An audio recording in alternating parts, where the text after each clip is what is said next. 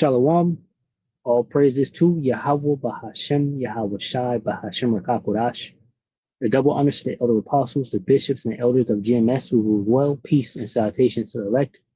My name is Ainal. The title of the video is What If Everything You Have is the Last Thing of Everything You Got? And ultimately, what I mean by that statement is this. Proverbs 11:4 says, riches profit not in the day of wrath, but righteousness delivers from death. And ultimately, in these last days, I would say these preppers and things like that, they're heaping unto themselves treasures, riches and different things. But the time that we're about to enter into is a spiritual thing that the Most High Yahweh Bashmi Shai is putting on the face of the earth, right? Everything you have will be the last thing of everything you got. For you to sit here and barter or to trade would, let's just say you have gold or you have silver, right? That's the big thing, gold and silver. And you're going to someone and you're trying to purchase some of their food, you could buy it, but everything you have is the last thing of everything you got. Like once you sell it and you have that gold, you have no more food, basically. You can't go get more food because there will be no one, making any more food or anything like that. So the more and more you'll be selling this whatever you got to barter, the more and more you want out of it, right? You don't have the means to get more until things would get better in the world. And who knows when that is, right? So, I was gonna tell the video, basically sell your gold and silver and get yourself something nice, because ultimately it won't matter when all hell breaks loose. You might find you a sucker to, give them some of the gold or whatever the case may be, and they'll give you some of their food.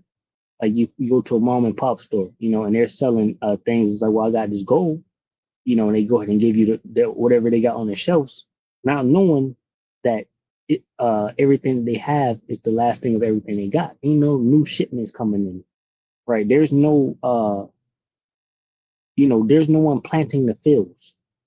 All right, there's no ships coming in and bringing more food once you sell what you got. Grab this James 5:1. It says, go to now, you rich men, weep and howl for your miseries that shall come upon you. Your riches are corrupted and your garments are moth eaten. Your gold and silver is cankered, and the rest of them shall be a witness against you and shall eat your flesh as it were fire. You have heaped treasures together for the last days, right? So once again, going into these preppers and things like that. All right, heaping up all these treasures and things like that. Even the foods and things like that. The Most High can have these things expire, or dealing with the brothers. Even the brothers could come across these things as we're being pilgrims, upon the earth, and find these different storehouses full of food. But we got different things gonna happen for us. Miraculous spiritual things. Different animals bringing us food, angels appearing, bringing us food. The Lord's going to make way for us. But,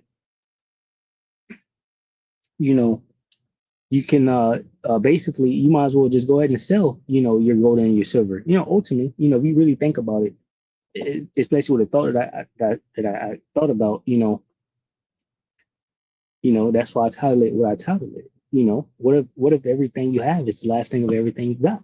And I got a little Google search here that I'm gonna get into. It says, behold, matter of fact, I'm not even gonna get the rest of this. That was the point, you know. So let me get this Google.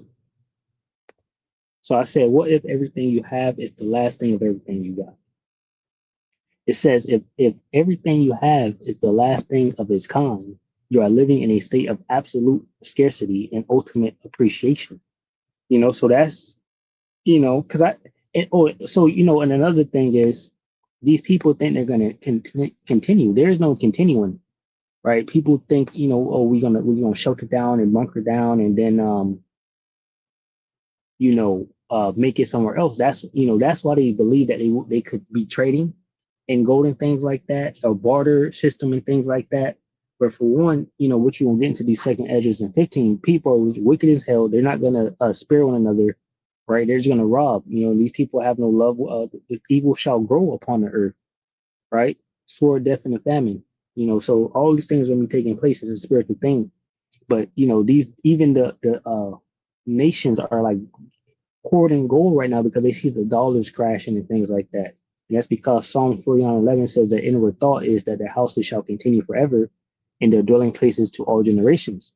They call their lands after their own names, right? So they think they're going to continue forever, but they see a collapse coming, right? So they're holding this gold to do something with it. But, ultimately, what they're going to do with it is bring it to us at the end, basically regarding these nations and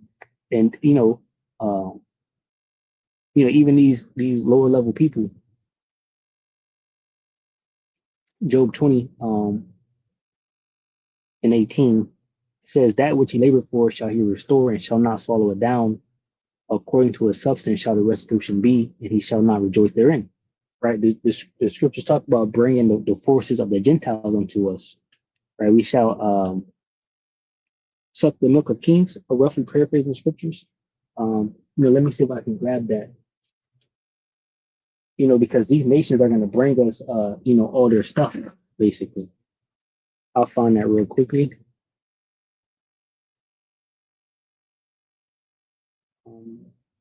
Bring the forces of the Gentiles.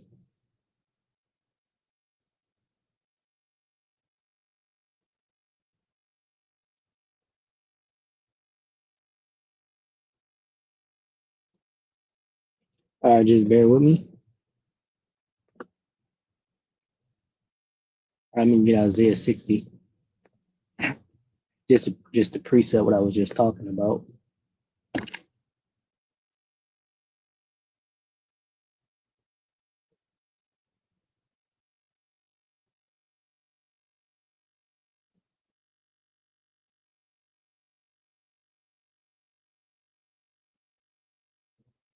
All right, let me just get it. This Isaiah 60 and 10. It says, and the sons of strangers shall build up thy walls, and their kings shall minister unto thee. For in my wrath I smote thee, but in my favor in my favor have I had mercy on thee. So it's talking about us, the Israelites. He's gonna have mercy on us, right? It says, therefore thy gate shall be open continually, it shall not be shut there nor night, that men may bring unto thee the forces of the Gentiles, and that their kings may be brought. See, it says, for the nation and the king that will not serve thee shall perish, yet those nations shall be utterly wasted. Right. So they're going to bring the forces unto us, as in, all their whole substance. Your gates will stay open day and night to receive the wealth of many lands. The kings of the world will be led as captives in a victory possession. That's good. Hey, that's that. What is it? Psalms 148. Let me see.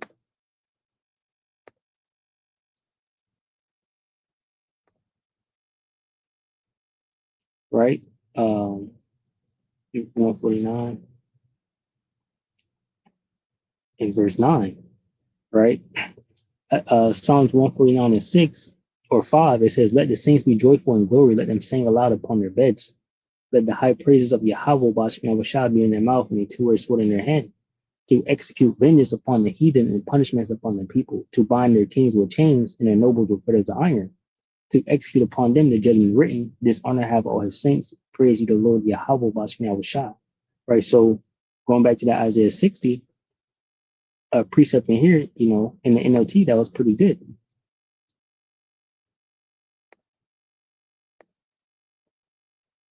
Where it says that their kings may be brought. In NLT, it says, basically a slavery, captives.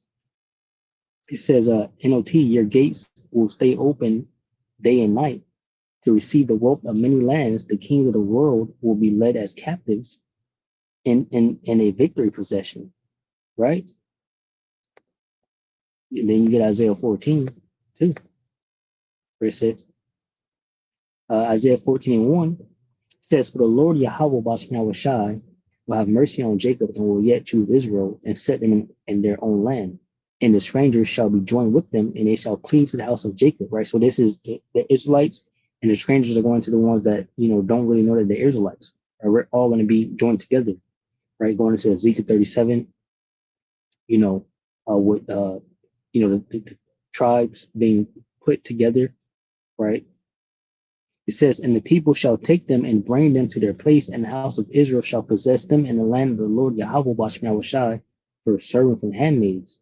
And they shall take them captives, who captives they were, and they shall rule over their oppressors. See, so we're going to rule over these devils, right? But, the point was that we're going to get their wealth, right? And things like that, but hey, in the last days to come, we're going to depend on Yahweh Bashmi Shai, right? So we really have nothing to worry about, and we have our gold and silver and things like that. It may come to a point where we can go ahead and just, use it, whatever the case may be, get barter with it real quick or sell it off, whatever the case may be, before things get too crazy out here, because we're gonna get, everything we got now, but a whole bunch more, regarding gold and things like that.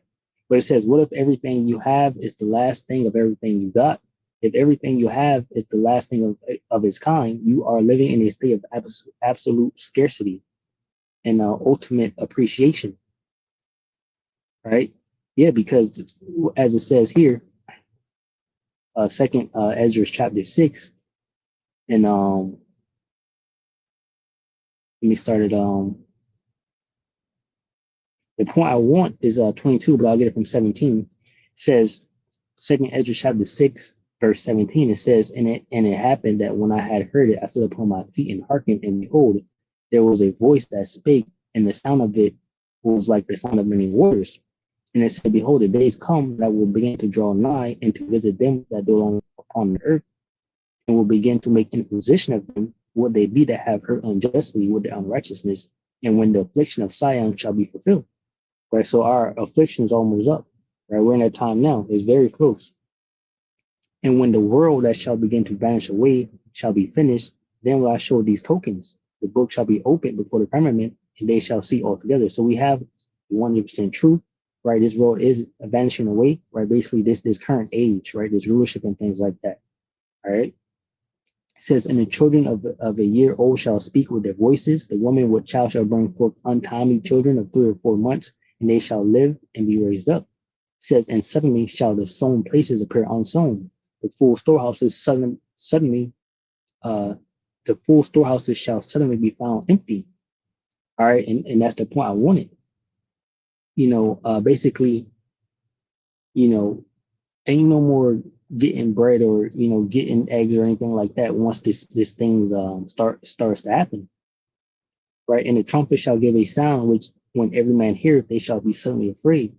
At that time shall friends fight one against another like enemies, and the earth shall stand in fear with those that dwell therein. The springs of the fountain shall stand still, and in 3 hours they shall not run. So ain't no water, right? Ain't nothing.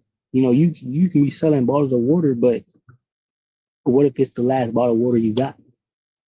So now you sold this bottle of water, but now you thirsty, right? And that's why these people are gonna be fighting against each other, all right? Because that's what they enter into, and they don't understand the fear that the Most High Yahweh was about to put in them, right? So if everything you have is the last thing of its kind, you are living in a state of absolute scarcity and ultimate appreciation. This scenario shifts life from a focus on consumption to a focus on preservation, preservation, trying to save yourself. It says where every possession or relationship is irreplaceable, not really a relationship, right? It says, and the fear of loss is absolute. Yeah, once you know that there is nothing else, right? There's no one making any more food, right? There's no more shipments coming in, right? There's no more water. So if you got a bottle of water, you're not going to be bartering it or trying to sell it, and that's why people just going to be fighting each other.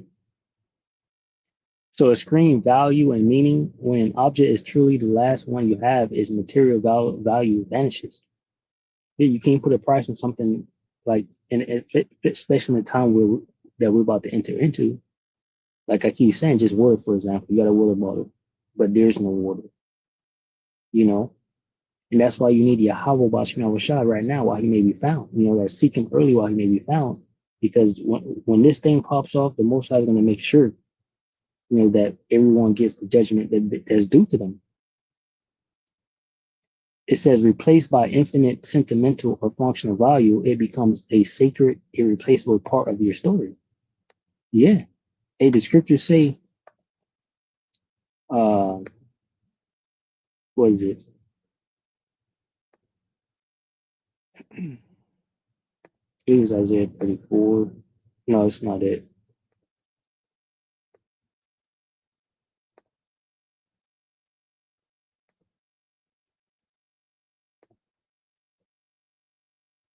All right, let me see if I can find it real quick. I can't believe I forgot that.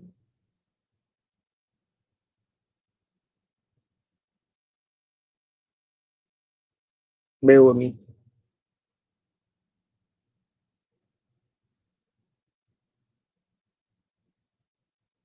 It probably is Isaiah 32. Okay, it's Isaiah 32. So I lost the point there, but Isaiah 32, just like this right here, a precious man, and that's what the Most High is going to make his servants in these last days, right? It's going to be this the same type of scenario, right? Irreplaceable, right? Something you do not want to give up or lose. Isaiah 32 and 1, it says, behold, a king shall reign in righteousness and princes shall rule in judgment. And a man shall be as a hiding place from the wind and a covert from the tempest, as rivers of water in a dry place, as the shadow of a great rock in a weary land, right? So this is how precious the Most High Yahweh Bashmal is going to make his men. Just like that last bread or whatever, it's all about to run out, all right? This is Isaiah 13 and 12. It says, I will make a man more precious than fine gold, even a man than the golden wedge of Ophir, right? Which is a precious gold, right? That's how precious a man of the Lord is going to be. A man of the Lord, you know, it says irreplaceable part of your story. All right. It says extreme value and meaning. So what if everything you have is the last thing of everything you got? And everything you got is an Israelite, man, basically. Right. But you get it. It says, or even you being that man. But anyway, it says when an object is truly the last one you have, its material value vanishes, replaced by infinite sentimental or functional value. It becomes a sacred, right, irreplaceable part of your story.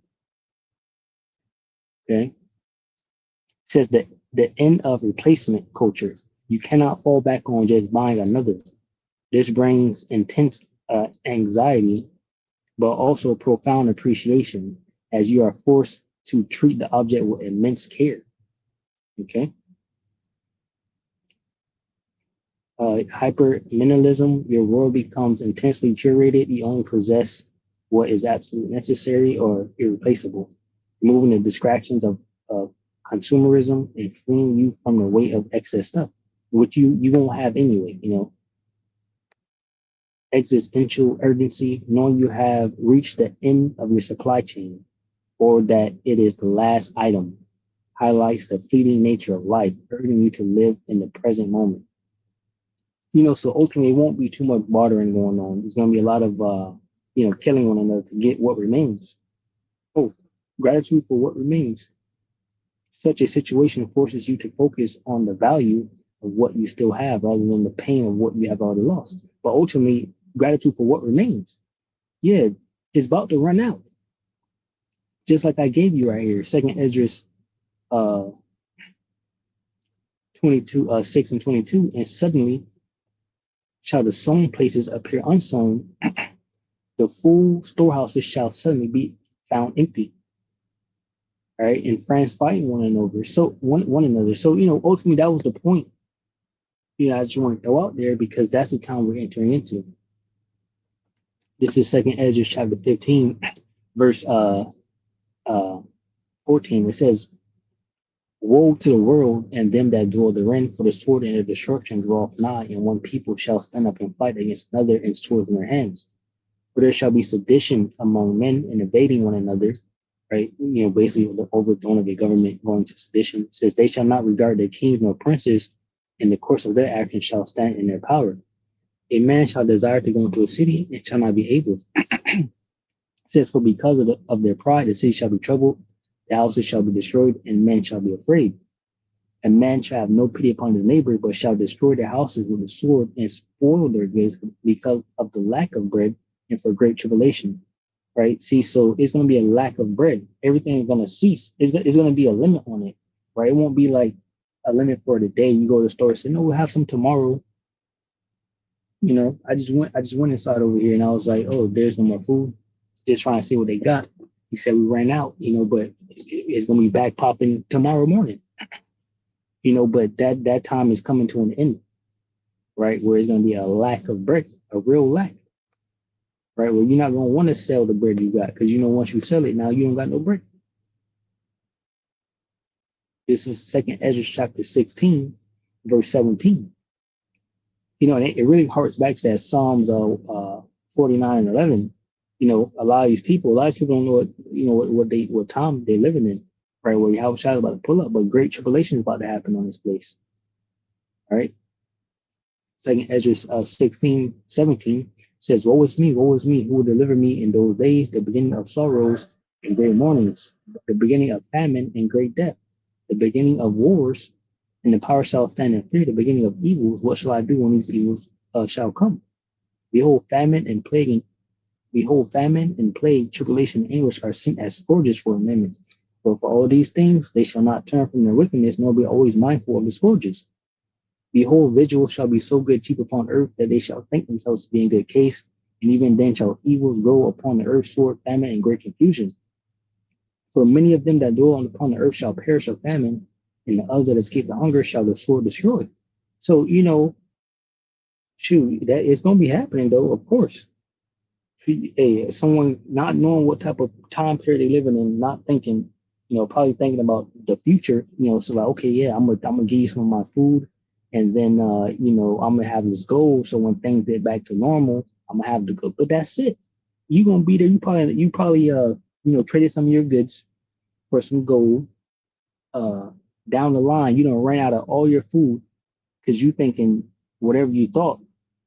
Now you just got the gold, and you got no more food.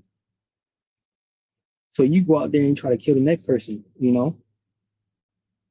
It's going to be an endless cycle of just death, killing each other and things like that. Verse 21 again says, behold, victuals shall be so good to people on earth that they shall think themselves to be in good case, and even then shall evils grow upon the earth, sword, famine, and great confusion. For many of them that dwell upon the earth shall perish of famine, and the other that escape the hunger shall the sword destroy. Right, and the dead shall be cast out as dung. Oh, mind you, shit, they're gonna be eating each other. It's gonna come to that. Can that's how bad. Imagine cannibalism. Cannibalism. They're gonna be eating each other because there's gonna be no more food. You're gonna be the food. And the dead shall be cast out as dung, and there shall be no man to comfort them, for the earth shall be wasted, and the city shall be cast down. There shall be no man left to till the earth and to sow it. You know what I mean? No one's going to be growing the food. It says the tree shall give fruit, and who shall gather them? The grapes shall ripen, and who shall tread them? For all places shall be desolate of men. It's going to come to that point, right? These things take time to grow. Even after they're planted, mind you. Right? You gotta tend to your garden and things like that. All right. By the time these fruit trees grows, it's gonna be a lot of death. You tell me how long you think a plant gonna grow for? A couple weeks? You think it'll last a couple weeks without no water and food? Or longer? Shoot, by the time the trees grow, brother gonna come through and pick it up. Just walking, enjoying his life.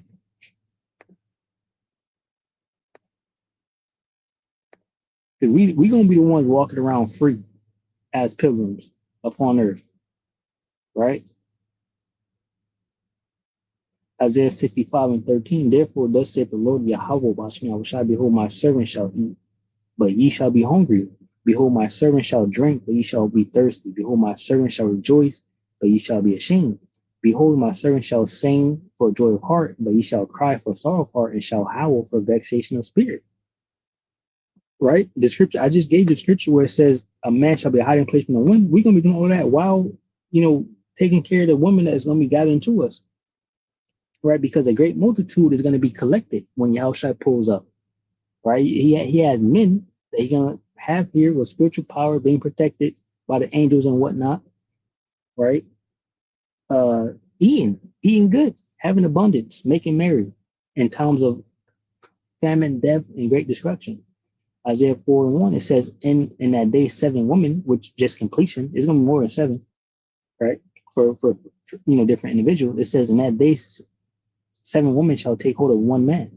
And that's how it's always been. And it's always going to be that way. Even in the next kingdom, right? To come after the fall of this kingdom. Right in our kingdom that's going to last forever, when Yahushua pulls up, you're going to have one man with thousands of wives. Right? And we're going to live for billions of years.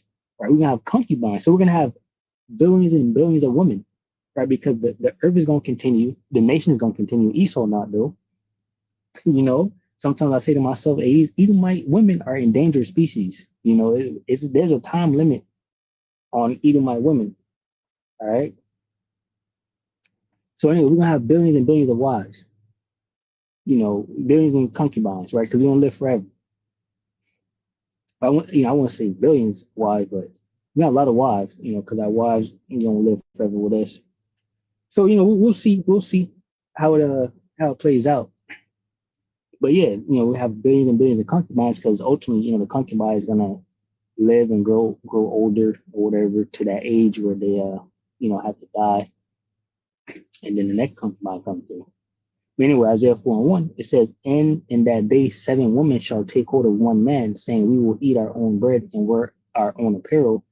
Only let us be called by that name to take away our reproach. So they're gonna want to be married to us. All right. So they can be delivered. And we're gonna be popular, having children too. Because she shall be saved in childbearing, as the scriptures say. All right. So anyway, 2nd Ezra chapter 16, verse 24, there shall be no man left to till the earth and to sow it. The trees shall give fruit, and who shall gather them? The grapes shall ripen, and who shall tread them? For all places shall be desolate of men, so that one man shall desire to see another and to hear his voice. It's great death. Especially here in America, everybody in America gonna die anyway. The nuclear missiles gonna bomb the fuck out of this place. All right, the only people really gonna be around the Lord's elect. Right, for of a city there shall be 10 left, and 2 of the field, which shall hide themselves in the thick groves and in the clefts of the rocks. All right. It says, as in an orchard of olives, upon every tree there are left 3 or 4 olives, or as when a vineyard is gathered, there are left some clusters of them that diligently seek through the vineyard. Even so, in those days there shall be 3 or 4 left by them that search their houses with a sword, because desperation, of nothing, just trying to find anything. Says, and the earth shall be laid waste, and the fields thereof shall wax old, and her ways and all her paths shall grow full of thorns, because no man shall travel through. Right? The virgin shall mourn, having no bridegrooms. The woman shall mourn, having no husbands. Their daughters shall mourn, having no helpers. Yeah. And this is obviously not talking about us. I just gave you Isaiah 65, Isaiah 4 and 1. It's talking about the rest of you people. All right. The warning is going out from the mouth of the prophets that this is what's about to happen. So what you need to do is pray, repent, right? Seek the Lord now. All right. But yeah, these women are going to be looking for that Isaiah 32, 1 and 2. Right? The virgin shall mourn, having no bridegrooms. The woman shall mourn, having no husbands. Their daughter shall mourn, having no helpers. In the war shall their bridegrooms be destroyed, and their husbands shall perish of famine. Yeah, so all these men is going to war, right? These men to fight in World War III for Esau or for Israel. In America, they leaving for the war. And then it says their husbands shall perish of famine, starving, probably trying to give the woman the food or whatever the case may be, going out of the house, looking for food, and just collapsing on the way there. Bro, you don't want to go outside already because it's complete hell out there. but now both y'all stomach rumbling, so you go out there and you just prayers, however it go down. Says let me see, I didn't want to get all of this, but yeah, out in with the plagues. It says here now these things and understand them, ye servants of the Lord, to behold the word of the Lord Yahweh Bashem Yahushai, receive it, believe not the gods of whom the Lord spake. Behold, the plagues draw nigh, not and are not slack. All right, so that's the time that we're coming into. The plagues are here. All right, it's, like I said, I just want to bring that out. What if everything you have is the last thing of everything you got? So you seek the Lord so you can have abundance. Right, pursuant to that Isaiah 65. Right, Lord willing, you're edified from the lesson. Shalom. To the elect, which consists of men, women, and children. Shalom.